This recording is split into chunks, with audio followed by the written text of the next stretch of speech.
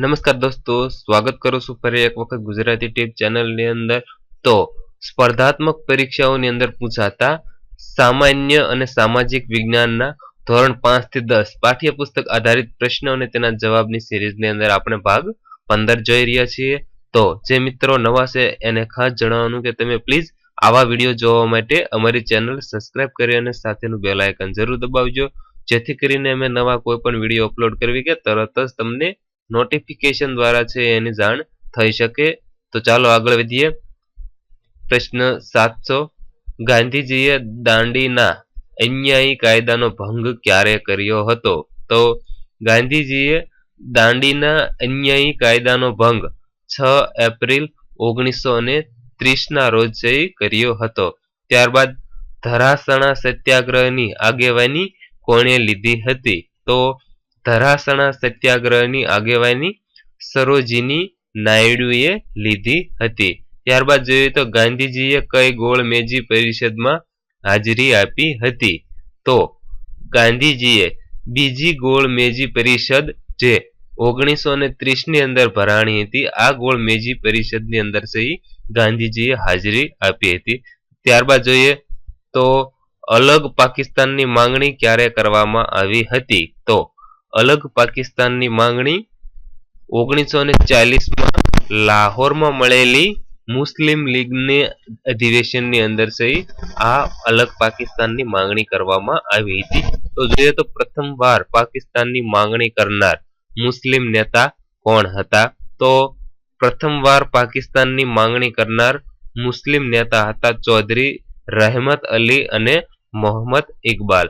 ત્યારબાદ જોઈએ તો પ્રથમ વ્યક્તિગત સત્યાગ્રહી તરીકે ગાંધીજીએ કોની પસંદગી કરી હતી? તો પ્રથમ વ્યક્તિગત સત્યાગ્રહી તરીકે ગાંધીજીએ વિનોબા ભાવેને પસંદગી કરી હતી. તો જોઈએ તો વિનોબા ભાવેએ સત્યાગ્રહની શરૂઆત ક્યાંથી કરી હતી? તો વિનોબા ભાવેએ સત્યાગ્રહની શરૂઆત વર્ધા નજીક પવનાર ગામથી 1940 ની અંદર સત્યાગ્રહની શરૂઆત કરેલી. ત્યારબાદ જોઈએ તો 1942માં આવેલ ક્રિપ્સ મિશન કોની અધ્યક્ષતામાં આવેલું હતું? તો 1942 ની અંદર આવેલું ક્રિપ્સ મિશન સર સ્ટ્રેફર્ડ ક્રિપ્સના અધ્યક્ષતાની અંદર આ મિશન આવેલું. ત્યારબાદ જોઈએ તો કરેંગે યા મરેંગેનો સિદ્ધાંત ગાંધીજીએ ક્યારે આપ્યો હતો? તો કરેંગે યા મરેંગેનો સિદ્ધાંત ગાંધીજીએ 1942ના હિન્દ છોડો આંદોલનના વખતે આ સિદ્ધાંત આપ્યો હતો. ત્યારબાદ જોઈએ તો હિન્દ છોડોનો ઠરાવ ક્યારે પસાર કરવામાં આવ્યો હતો? તો હિન્દ છોડોનો ઠરાવ 8 ઓગસ્ટ 1942 ની અંદર આ પસાર કરવામાં આવ્યો હતો. ત્યારબાદ જોઈએ તો બ્રિટનના નવા બનેલા વડાપ્રધાન એટલીએ હિન્દુને પૂર્ણ સ્વશાસન આપવા કયું પ્રતિબંધિત મંડળ ભારત આવ્યું હતું? તો બ્રિટનના નવા વડાપ્રધાન એટલીએ હિન્દને પૂર્ણ સ્વશાસન આપવા માટે કેબિનેટ મિશન 1946 ની અંદર આ મંડળ ભારત મોકલ્યું હતું. ત્યારબાદ જોઈએ તો મુસ્લિમ લીગે સીધા પગલાના દિવસ ક્યારે ઉજવણી કરાવ્યો હતો? તો મુસ્લિમ લીગે સીધા પગલા દિવસ તરીકે 16 ઓગસ્ટ અને 1946 ની અંદર ઉજવણી કરી હતી. ત્યારબાદ જોઈએ તો બ્રિટનના વડાપ્રધાન એટલીએ ક્યારે બ્રિટિશ પાર્લામેન્ટમાં જાહેરાત કરી હતી કે હવે ભારતીયોને તે સત્તા સોંપી દેવાની છે?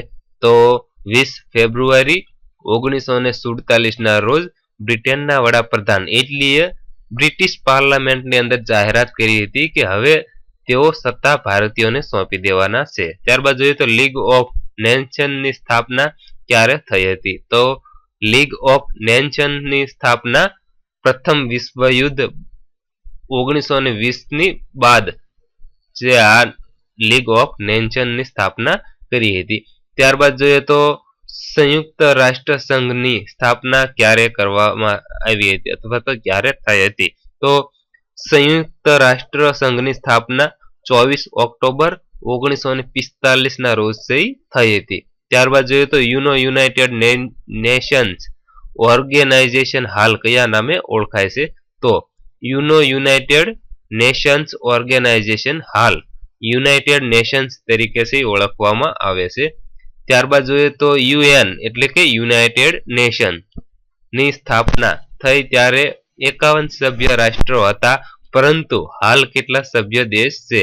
તો જ્યારે યુનાઇટેડ નેશનની સ્થાપના થઈ હતી ત્યારે 51 રાષ્ટ્રો આના સભ્ય હતા, પરંતુ હાલની અંદર 193 સભ્ય દેશ છે. ત્યારબાદ જોઈએ તો યુનાઇટેડ નેશન્સ નો 193મો સભ્ય દેશ કયો બન્યો હતો? તો યુએન એટલે કે યુનાઇટેડ નેશનના 193મો સભ્ય દેશ દક્ષિણ સુદાન બન્યો હતો. ત્યારબાદ જોઈએ તો યુએન એટલે કે યુનાઇટેડ નેશન્સની સત્તાવાર ભાષાઓમાં કઈ કઈ ભાષાઓનો સમાવેશ થાય છે?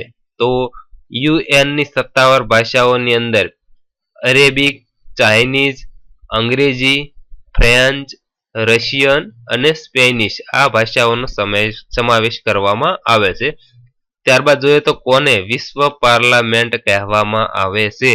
તો યુએન ની સામાન્ય સભાને એટલે કે યુનાઇટેડ નેશન્સ ની સામાન્ય સભાને વિશ્વની પાર્લામેન્ટ કહેવામાં આવે છે. ત્યારબાદ જોઈએ તો માનવ અધિકાર દિવસ ક્યારે ઉજવવામાં આવે છે? તો માનવ અધિકાર દિવસ 10 ડિસેમ્બરે ઉજવવામાં આવે છે. ત્યારબાદ જોઈએ તો સંયુક્ત રાષ્ટ્રોના વડાને કયા નામે ઓળખવામાં આવે છે? તો સંયુક્ત રાષ્ટ્રોના વડાને મહામંત્રીના નામે પણ ઓળખવામાં આવે છે. ત્યારબાદ જોઈએ તો WHO એટલે કે વર્લ્ડ હેલ્થ ઓર્ગેનાઇઝેશન નું મુખ્ય મથક ક્યાં આવેલું છે? તો WHO વર્લ્ડ હેલ્થ ઓર્ગેનાઇઝેશન નું મુખ્ય વડું મથક જીનીવાની અંદર આવેલું છે. ત્યારબાદ જોઈએ તો યુનેસ્કો નું મુખ્ય મથક ક્યાં આવેલું છે? એટલે કે યુનેસ્કો નું મુખ્ય વડું મથક પેરિસ ની અંદર આવેલું છે. તો તેવી જ રીતે ILO એટલે કે ઇન્ટરનેશનલ લેબર ઓર્ગેનાઇઝેશન નું વડું મથક ક્યાં આવેલું છે? તો ILO એટલે કે ઇન્ટરનેશનલ લેબર ઓર્ગેનાઇઝેશન નું વડું મથક પણ જીનીવાની અંદર આવેલું છે. ત્યારબાદ જોઈએ તો યુનિસેફ નું મુખ્ય મથક ક્યાં આવેલું છે? તો યુનિસેફ નું મુખ્ય મથક ન્યુયોર્ક ની અંદર આવેલું છે. તેવી જ રીતે જોઈએ તો FAO એટલે કે ફૂડ એન્ડ એગ્રીકલ્ચર ઓર્ગેનાઇઝેશન નું મુખ્ય મથક ક્યાં આવેલું છે? તો FAO એટલે કે ફૂડ એન્ડ એગ્રીકલ્ચર ઓર્ગેનાઇઝેશન નું મુખ્ય વડું મથક રોમ ની અંદર આવેલું છે, રોમ સિટી ની અંદર. ત્યારબાદ જોઈએ તો IBRD એટલે કે international bank four reconstruction and development નું મુખ્ય મથક ક્યાં આવેલું છે? તો IBRD નું મુખ્ય મથક વોશિંગ્ટન DC ની અંદર આવેલું છે. ત્યારબાદ જોઈએ તો ભારત અને પાકિસ્તાનના ભાગલા ક્યારે પડ્યા હતા? તો ભારત અને પાકિસ્તાનના ભાગલા 14 ઓગસ્ટ અને 1947 ની મધ્યરાત્રિએ થયા હતા, ભાગલા પાડવામાં આવ્યા હતા. ત્યારબાદ જોઈએ તો ભારતમાં કેટલા દેશી રજવાડાઓ હતા? તો ભારતની અંદર કુલ 562 જેટલા દેશી રજવાડાઓ હતા. ત્યારબાદ જોઈએ તો વાઇસરોય માઉન્ટ બેટેલ ભારત ક્યારે આવ્યા હતા? તો વાઇસરોય માઉન્ટ બેટેલ ભારતની અંદર માર્ચ મહિનાના 1947 ના રોજ ભારતમાં આવ્યા હતા. ત્યારબાદ જોઈએ તો હિન્દ સ્વાતંત્ર્ય ધારો ક્યારે પ્રસાર કરવામાં આવ્યો હતો? તો હિન્દ સ્વાતંત્ર્ય ધારો 1947 ની અંદર પ્રસાર કરવામાં આવ્યો હતો. ત્યારબાદ જોઈએ તો સ્વતંત્ર ભારતના પ્રથમ ગવર્નર જનરલ તરીકે કોણ આવ્યું હતું? તો સ્વતંત્ર ભારતના પ્રથમ ગવર્નર જનરલ તરીકે માઉન્ટ બેટન ભારતની અંદર આવ્યા હતા. ત્યારબાદ જોઈએ તો પાકિસ્તાનના પ્રથમ રાષ્ટ્રપ્રમુખ કોણ બન્યું હતું? તો પાકિસ્તાનના પ્રથમ રાષ્ટ્રપ્રમુખ તરીકે મોહમ્મદ અલી જીણાને બનાવવામાં આવ્યા હતા. ત્યારબાદ જોઈએ તો ભારતના પ્રથમ વડાપ્રધાન કોણ હતા? તો ભારતના પ્રથમ વડાપ્રધાન હતા જવાહરલાલ નહેરુ. ત્યારબાદ જોઈએ તો ભાગલાના સમયે ભારતનો કયો જિલ્લો પાકિસ્તાન સાથે જોડાવાની જાહેરાત કરી હતી? તો જ્યારે ભારત અને પાકિસ્તાનના ભાગલા પડ્યા હતા આ સમયે ભારતનો જુનાગઢ જિલ્લાએ પણ પાકિસ્તાન સાથે જોડાવાની જાહેરાત કરી હતી. ત્યારબાદ જોઈએ તો દેશી રાજ્યોનું ભારત સાથે વિલીનીકરણનું મહત્વ કામ કોણે કર્યું હતું? તો દેશી રાજ્યોનું ભારત સાથે વિલીનીકરણ કરવાનું મહત્વનું કામ છે લોખંડી પુરુષ સરદાર વલ્લભભાઈ પટેલે કર્યું હતું. ત્યારબાદ જોઈએ તો સરદાર વલ્લભભાઈ પટેલના સચિવ કોણ હતા? તો સરદાર વલ્લભભાઈ પટેલના સચિવ હતા વીપી મેનન. ત્યારબાદ જોઈએ તો ભારત સંઘમાં સૌ પ્રથમ જોડાવાની પહેલ કયા દેશી રજવાડા અને કયા રાજાએ કરી હતી? તો ભારત સંઘમાં જોડાવા માટે સૌ પ્રથમ ભાવનગરના મહારાજા કૃષ્ણકુમારસિંહજીએ જાહેરાત કરી હતી કે તે ભારત સંઘની અંદર જોડાવા માગે છે. ત્યારબાદ જોઈએ તો ગાંધીજીનું અવસાન ક્યાં થયું હતું? તો ગાંધીજીનું અવસાન બિરલા હાઉસની અંદર થયું હતું. તો તેવી જ રીતે જોઈએ તો ગાંધીજીનું અવસાન ક્યારે થયું હતું? તો ગાંધીજીનું અવસાન 30 જાન્યુઆરી 1948 ના રોજ બિરલા હાઉસની અંદર થયું હતું. તો ગાંધીજીની હત્યા કોણે કરી હતી? તો ગાંધીજીની હત્યા નથુરામ ગોડસે 30 જાન્યુઆરી 1948 ના બિરલા હાઉસની અંદર કરી હતી.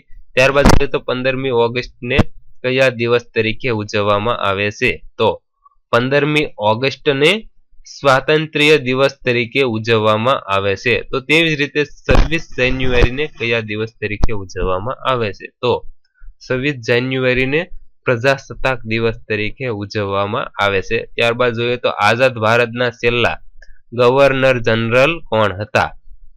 તો આઝાદ ભારતના છેલ્લા ગવર્નર જનરલ હતા ચક્રવર્તી રાજગોપાલાચારી. ત્યારબાદ જોઈએ તો ભારતના પ્રથમ રાષ્ટ્રપ્રમુખ કોણ બન્યું હતું? તો ભારતનું પ્રથમ રાષ્ટ્રપ્રમુખ તરીકે ડોક્ટર રાજેન્દ્ર પ્રસાદ બન્યા હતા. ત્યારબાદ જોઈએ તો આંધ્રપ્રદેશની રચના ક્યારે કરવામાં આવી હતી? તો આંધ્રપ્રદેશની રચના 1 ઓક્ટોબર 1953 ની અંદર કરવામાં આવી હતી. ત્યારબાદ જોઈએ તો મહાગુજરાત જનતા પરિષદની રચના ક્યારે કરવામાં આવી હતી? તો મહાગુજરાત જનતા પરિષદની રચના 1956 ની અંદર કરવામાં આવી હતી.